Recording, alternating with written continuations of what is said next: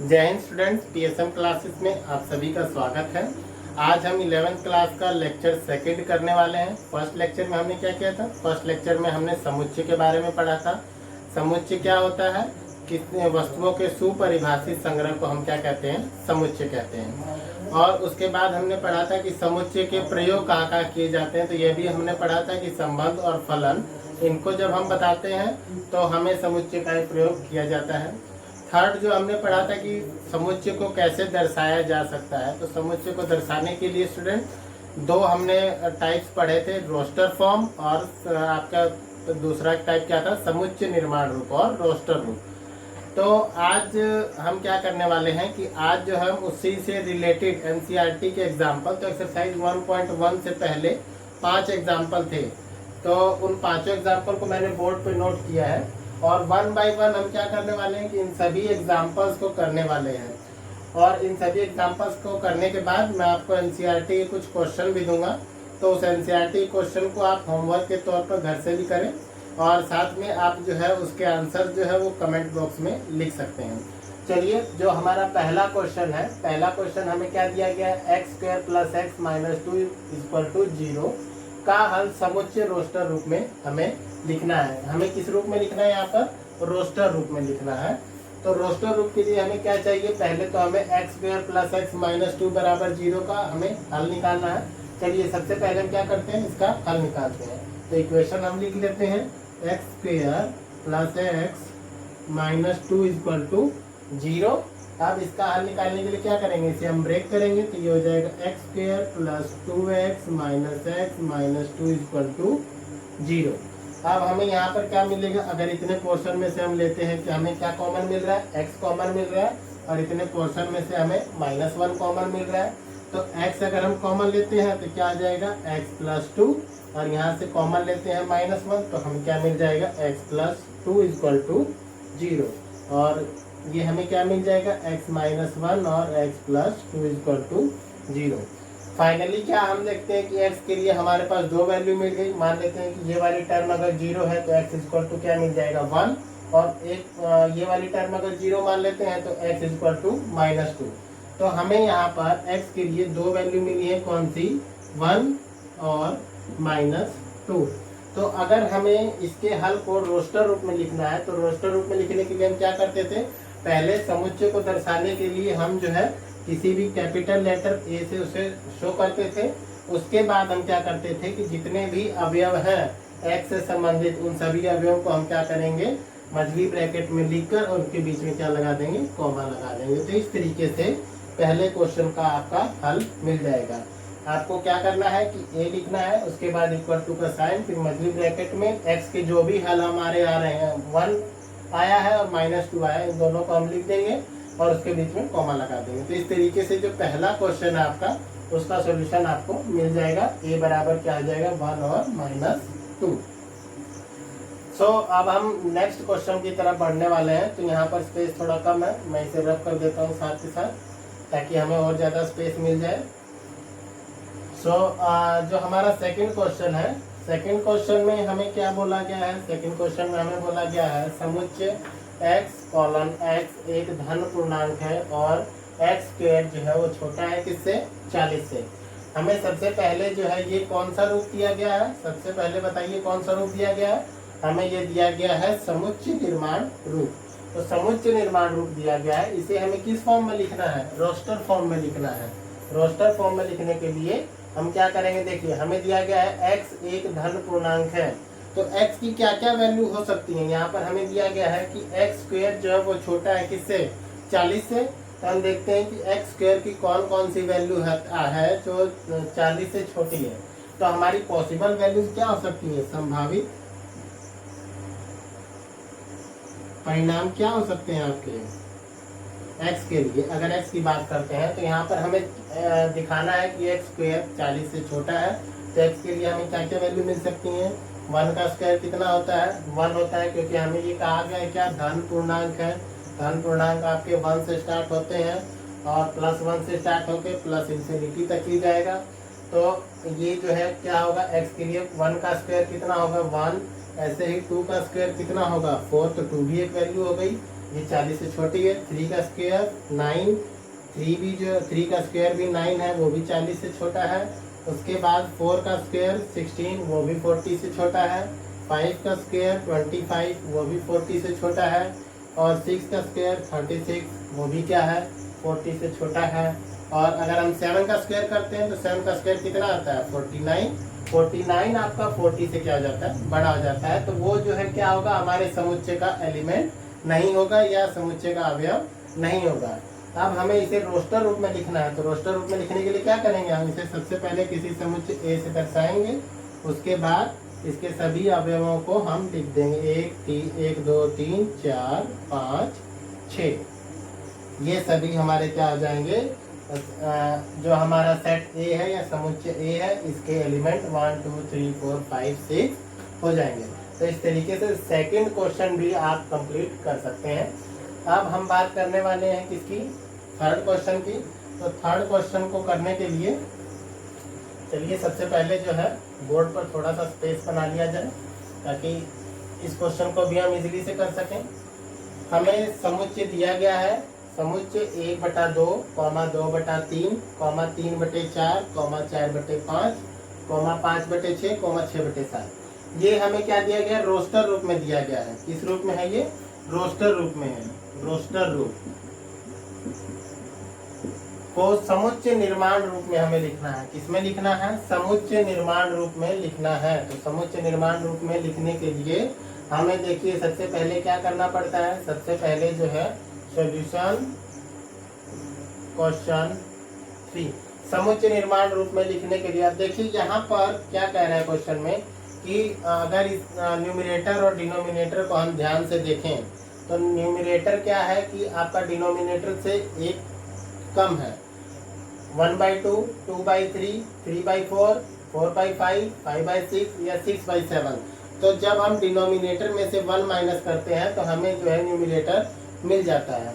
तो जब हम इसे समुच्चय निर्माण रूप में दर्शाएंगे तो हम क्या लिखते हैं यहाँ पर कि समुच्चय निर्माण रूप में दर्शाने के लिए क्या करेंगे, सबसे पहले a लिख लेंगे, उसके बाद x सेमीकोलन x। अब x यहाँ पर क्या लिख सकते हैं, x बराबर हमारा हो जाएगा क्या, अगर हम इसे मान लेते हैं n तो हमारा डिनोमिनेटर क्या हो जाएगा n+1। और अगर हम इसे n+1 के रूप में लिखते हैं तो हमारे सभी जो एलिमेंट्स हैं वो क्या हो जाएंगे, सुपरिभाषित हो जाते हैं। तो हम लिखते हैं n/n+1 और n की वैल्यू जो है वो जा कहाँ तक रही है, तो हमारी फाइनल वैल्यू क्या है, 6 तक। तो हम इसे यहाँ पर लिख देंगे जहाँ पर n जो है वो क्या है, लेस देन और इक्वल टू है 6। और यहाँ पर अगर आप एक चीज और इंक्लूड करना चाहें तो वो भी इंक्लूड कर सकते हैं। वो इंक्लूड करने से पहले आपको क्या लिखना है कि n belongs to capital N and n जो है वो क्या है, लेस देन और इक्वल टू 6 है। इस तरीके से जो है आपको समुच्चय निर्माण रूप में इसे लिखना है। तो थर्ड क्वेश्चन भी आई होप कि आप सभी को क्लियर हो गया होगा। फोर्थ क्वेश्चन की तरफ अब हम बढ़ते हैं। फोर्थ क्वेश्चन में हमें दिया गया a बराबर 1 4 9 16 25 को समुच्चय निर्माण रूप में लिखना है। समुच्चय निर्माण रूप में लिखना है तो चलिए देखते हैं कि इसके एलिमेंट्स हमें क्या क्या मिल रहे हैं। a बराबर क्या मिल रहा है, ये हमें कौन सा फॉर्म दिया गया है, रोस्टर फॉर्म दिया गया है। तो समुच्चय निर्माण रूप में इसे लिखने से पहले हम इसके एलिमेंट्स को देखेंगे। पहला एलिमेंट है 1, दूसरा एलिमेंट है 4, तीसरा एलिमेंट है 9, फिर 16 और 25। अगर हम इसे ध्यान से देखें तो ध्यान से देखने पर हमें क्या पता चलता है, ये किसका स्क्वायर है, 1 का स्क्वायर, ये किसका स्क्वायर है, 2 का स्क्वायर, ये किसका स्क्वायर है, 3 का स्क्वायर, ये 4 का स्क्वायर और ये 5 का स्क्वायर। और ये जो है कंटिन्यू चलता जा रहा है आगे तक। तो आगे तक चलता जा रहा है तो इसका मतलब क्या है कि ये जो हमारे वैल्यू है 25 से आगे 36, 49 और फिर उसके बाद जो है 64, इस तरीके से ये कंटिन्यू चलती जा रही है। अब हमें अगर इसको दर्शाना है, किस रूप में दर्शाना है, समुच्चय निर्माण रूप में दर्शाना है। तो समुच्चय निर्माण रूप में दर्शाने के लिए हम फिर से क्या करने वाले हैं, वही सब प्रोसेस जो अभी तक हमने किया है। अभी तक हमने क्या किया है कि समुच्चय निर्माण रूप में दर्शाने के लिए हम लिख सकते हैं कि a के सभी अवयव समुच्चय a के सभी अवयव x² स्क्वायर को दर्शाते हैं, एक्स स्क्वायर को दर्शाते हैं। तो अगर हमें इसे समुच्चय निर्माण रूप में लिखना है तो इसे हम किस तरीके से लिख सकते हैं? यहाँ पर हम लिख सकते हैं एक्स सेमीकोलन एक्स, और एक्स क्या होगा? एक्स बराबर होगा किसके? एन स्क्वायर के, जहाँ पर एन बिलोंग्स टू क्या है? Capital N. मतलब कैपिटल एन मतलब नेचुरल नंबर। कैपिटल एन का मतलब क्या है? नेचुरल नंबर या फिर प्राकृतिक संख्या। प्राकृतिक संख्या। तो अब हमें यहाँ पर हमने देखिए इसे कैसे दर्शाया है कि हमें जो ए में समुच्चय ए में अवयव मिल रहे थे, एक मिल रहा था 4, 9, 16, 25। अगर हम ध्यान से देखते हैं तो ये क्या थे हमारे? एक का स्क्वायर था, 2 का स्क्वायर, 3 का, 4 का, 5 का स्क्वायर थे। अब उसके बाद हम इसे दर्शाने के लिए क्या करते हैं? ए बराबर बदली ब्रैकेट को स्टार्ट करते हैं, एक्स सेमीकोलन एक्स बराबर एन स्क्वायर। एन स्क्वायर यहाँ पर क्या है कि कोई भी प्राकृतिक संख्या एक से शुरू होकर, या हम कह सकते हैं प्राकृतिक संख्या को धन पूर्णांक से भी बताया जा सकता है, या एक से शुरू होकर अनंत तक जाने वाली जो संख्याएं होती हैं उन्हें हम क्या कहते हैं? प्राकृतिक संख्या कहते हैं। तो यहाँ पर कोई लिमिट हमें नहीं दी गई है, क्योंकि ये जो है यहाँ पर खत्म नहीं हो रहा है, तो इसलिए n बिलोंग्स टू n लिखकर हम इसे यहीं पर क्या करेंगे? छोड़ देंगे। अब उसके बाद जो है फोर्थ क्वेश्चन भी आपका कंप्लीट हो चुका है। अब हम आने वाले हैं फिफ्थ क्वेश्चन में। फिफ्थ क्वेश्चन में हमें जो है क्या करना है? हमें मिलान करना है। चलिए इसकी प्रॉपर्टीज को देख के हम क्या करेंगे? मिलान करेंगे। हमें दिया गया है बाईं ओर रोस्टर रूप में वर्णित प्रत्येक समुच्चय का दाईं ओर समुच्चय निर्माण रूप में वर्णित समुच्चय से सही मिलान कीजिए। अब हमें एक और कौन सा रूप दिया गया है? एक और कौन सा फॉर्म दिया गया है? ये जो फॉर्म है वो कौन सा फॉर्म है? रोस्टर फॉर्म है। Roster form. और ये कौन सा है? Set builder form. Set builder form, roster रूप और समुच्चय निर्माण रूप। अब हमें इसको देखना है और इसको देखना है, दोनों को हमें मिलाना है कि कौन सा सही होगा। तो चलिए सबसे पहले हम सेट बिल्डर फॉर्म से ही आगे बढ़ते हैं। हमें यहाँ पर दिया गया है एक्स सेमीकोलन एक्स। एक्स यहाँ पर क्या है? एक्स एक धन पूर्णांक है तथा 18 का भाजक है। अब 18 का भाजक क्या होगा? 18 का भाजक हमें लिखना है। तो 18 का भाजक का मतलब है कि 18 कौन कौन सी संख्याओं से भाग हो जाएगा। तो सबसे पहले हम लिख सकते हैं कि 18 जो है हमारा 1 से भाग होता है। 1 से भाग होने के बाद 2 9 18 उससे भाग होगा, 3 से भाग होगा, 6 के पहाड़े में भी 18 आता है, 9 के पहाड़े में भी आता है और 18 खुद के पहाड़े में भी आता है। तो हमें क्या क्या अवयव मिल रहे हैं? एक 18 के कौन कौन से भाजक मिल रहे हैं? 1 2 3 6 9 18। तो देखिए क्या हमें ये यहाँ पर मिल रहा है? हाँ मिल रहा है। तो ये कौन सा होगा? जो हमारा ए ऑप्शन है वो किससे रिलेटेड होगा? ऑप्शन 3 से, या फिर ऑप्शन 3 जो है वो किससे रिलेटेड होगा? आपका ए से। अब हम बात करते हैं यहाँ पर बी की। बी में हमें दिया गया है एक्स एक पूर्णांक है और x square minus 9 equal to कितना है? 0। बी में हमें क्या दिया गया है? X square minus 9 equal to 0 दिया गया है, और यहाँ पर एक्स स्क्वायर बराबर कितना आ जाएगा? 9। तो यहाँ से अगर हम वैल्यू निकालें एक्स की तो हमें क्या मिलेगा? √9 या फिर प्लस माइनस 3। तो देखते हैं कि क्या हमें ऑप्शन में प्लस माइनस 3 दिया गया है। तो हाँ, डी वाले में हमें ऑप्शन दिया गया है प्लस माइनस 3। इसका ऑर्डर चेंज हो उससे हमें कोई फर्क नहीं पड़ता है, ये प्रॉपर्टी में बता चुका हूँ आपको कल। तो बी के लिए कौन सा ऑप्शन हो जाएगा? ऑप्शन 4 या ऑप्शन ये होगा ऑप्शन 4। अब हम नेक्स्ट की तरफ बढ़ने वाले हैं। नेक्स्ट हमारा सी। सी में क्या कहा गया है कि x एक पूर्णांक है और x प्लस 1 इक्वल टू कितना है? 1। x प्लस 1 इक्वल टू कितना दिया गया है? x प्लस 1 इक्वल टू 1 दिया गया है। तो x बराबर क्या मिलेगा हमें? 1 माइनस 1 इक्वल टू 0। 0 भी हमारा क्या है? एक पूर्णांक है। 0 हमारा क्या है? पूर्णांक है। तो क्या हमें 0 मिल रहा है ऑप्शन में? हाँ 0 हमें मिल रहा है।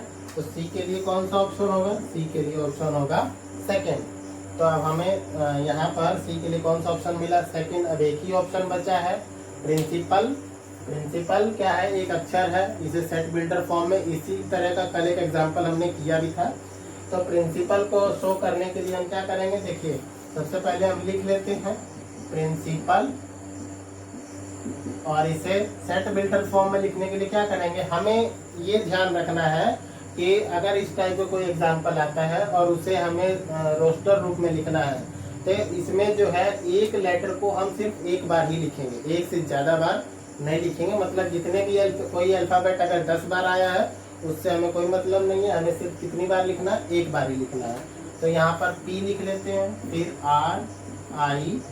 RINC, लेकिन उसके बाद I जो है आपका रिपीट हो गया है, P भी रिपीट हो रहा है, A नहीं रिपीट हो रहा है तो A लिख लेंगे, और उसके बाद जो आपका L भी नहीं रिपीट हो रहा है तो L भी लिख लेंगे।